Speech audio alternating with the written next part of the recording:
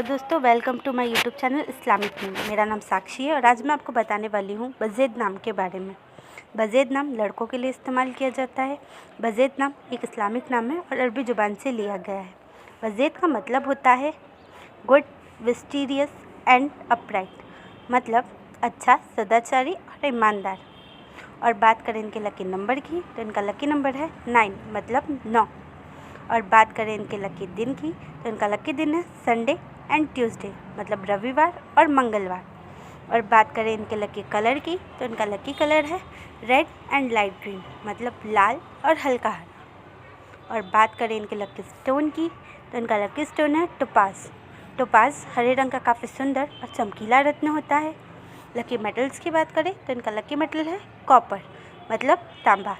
अगर आपका नाम बज़ेद है तो कमेंट बॉक्स पर अपना नाम ज़रूर लिखें। ये जानकारी अगर आपको अच्छी लगी हो तो हमारे चैनल को सब्सक्राइब करें और वीडियो को लाइक करें।